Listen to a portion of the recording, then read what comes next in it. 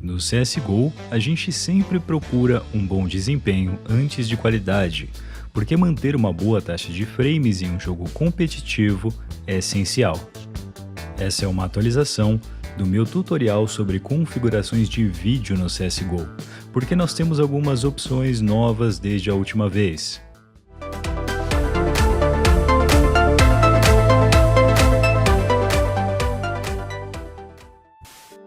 Nas opções de vídeo do CSGO, a maioria do pessoal só desliga tudo, deixa tudo no mínimo, mas nem sabe por que está fazendo isso. Normalmente é porque copiou a configuração de algum jogador profissional ou algum youtuber que você admira. Mas você não precisa sacrificar tanto a sua qualidade de imagem para ter um bom desempenho.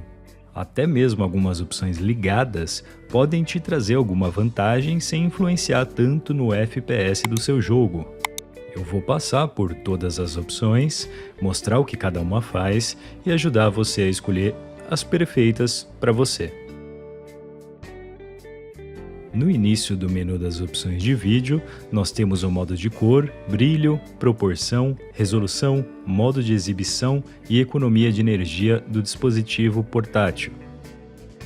Essa parte é preferência de cada um, tem um vídeo meu só sobre resolução e você pode conferir e descobrir o que é melhor para você.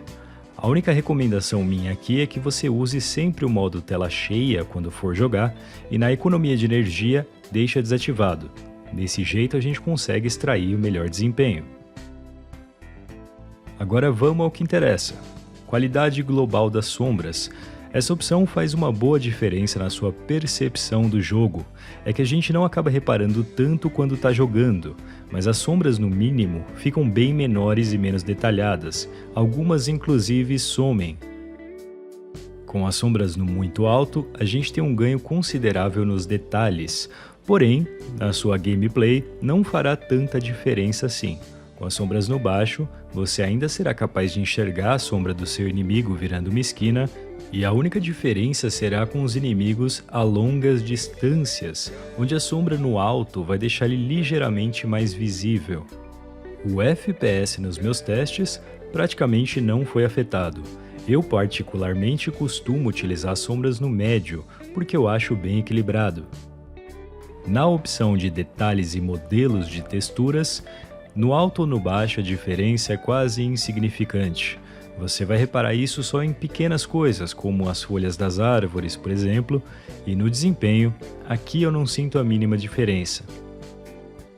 No gameplay e na visibilidade, não influencia em nada, e eu, como sempre utilizei essa opção no baixo, eu vou continuar usando dessa forma. O fluxo de texturas é uma opção que supostamente veio para melhorar o seu FPS, carregando as texturas de uma forma otimizada.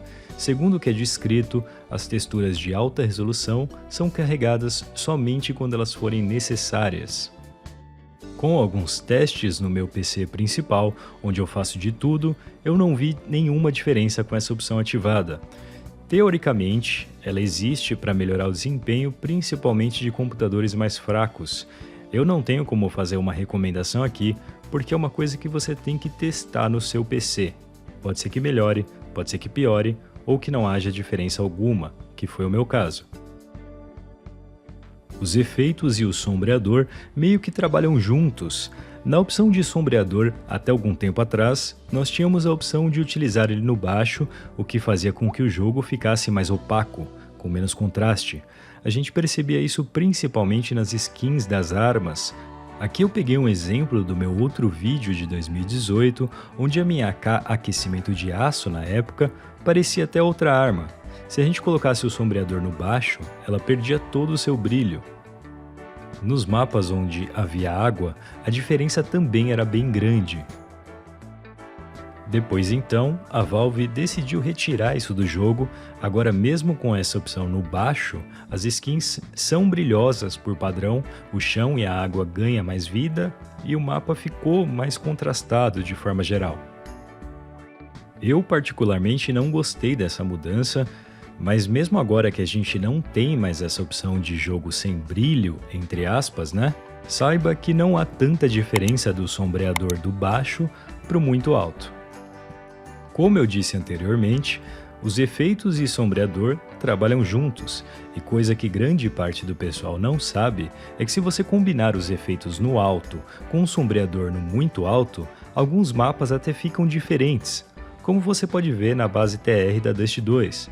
Aparecem alguns detalhes, matos e sombras que pode ser que você nunca nem tenha visto. Como eu não ligo para esses detalhes e eu acho que eles mais me distraem do que ajudam na gameplay, eu utilizo as duas opções no baixo. Eu também tenho um ganho leve de FPS dessa forma. A opção para aumentar o contraste dos jogadores é relativamente nova e muita gente sempre reclamou como era difícil enxergar os seus inimigos no CSGO. Essa opção basicamente facilita a visibilidade.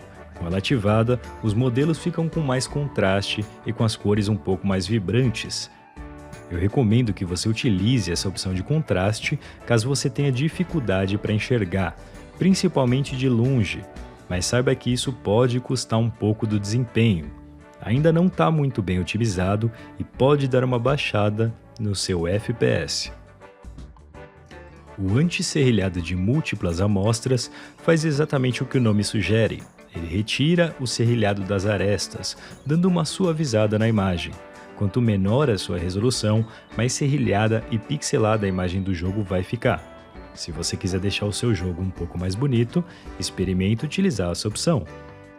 Eu recomendo começar com 2x e ir vendo os efeitos aos poucos. Eu gosto de utilizar 4x e já acho o suficiente.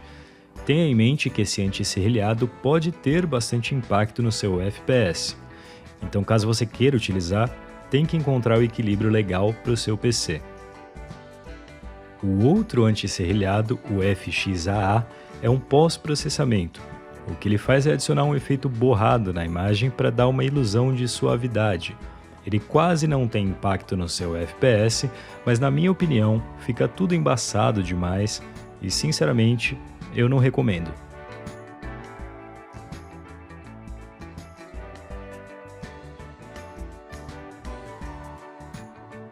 A filtragem anisotrópica adiciona um pouco mais de detalhe e profundidade nas texturas, deixando o jogo um pouco mais bonito. Mas se tratando de visibilidade, a melhor relação de contraste entre o mapa e o seu inimigo é com a filtragem bilinear, a mais básica de todas. Eu gosto de usar em 4x, porque dá uma melhorada nas texturas, não me afeta em nada no FPS e mesmo assim eu consigo enxergar tudo tranquilamente. E para finalizar com as três últimas opções, a sincronização vertical deve ficar sempre desativada. O CSGO não é um jogo onde você quer limitar o seu FPS, e essa opção faz exatamente isso, limita o FPS para a taxa de atualização do seu monitor. Além de não ser indicado, pode também causar input lag, que é basicamente um delay na informação que é mostrada na tela para você. O desfoque de movimento também deve ser desabilitado, é um efeito de motion blur dentro do jogo quando você faz um movimento mais brusco. Isso só vai te atrapalhar, não tem vantagem nenhuma. Eu diria que o único uso possível para isso é se você for gravar algum vídeo ou coisa do tipo, do contrário, desabilita. O modo de 3 monitores só serve para um jogador mais casual ter uma experiência diferente no jogo, e como o nome já diz, usando 3 monitores em conjunto. Para o cenário competitivo e para uma melhor jogabilidade, eu não recomendaria utilizar essa opção, mas ela existe e está aí caso você queira experimentar. E para quem quer saber como fica toda a minha configuração de vídeo, é basicamente isso. Sombras médias, texturas no baixo, fluxo de textura ativado, detalhe dos efeitos no baixo, detalhe do sombreador ou shader no baixo também, contraste dos jogadores ativado, renderização multinuclear ativada, por sinal isso não influencia na imagem, e sim como ela é renderizada, quantos núcleos do seu processador serão utilizados. Eu sempre tive o melhor desempenho com essa opção ligada. O anti-serrilhado eu uso em 4x, o FXAA desativado, filtragem anisotrópica 4x também, e as 3 últimas opções desativadas. Eu espero que esse vídeo tenha sido útil. Se você gostou, deixe o seu like e seu comentário, se inscreva para mais se ainda não for inscrito e até a próxima!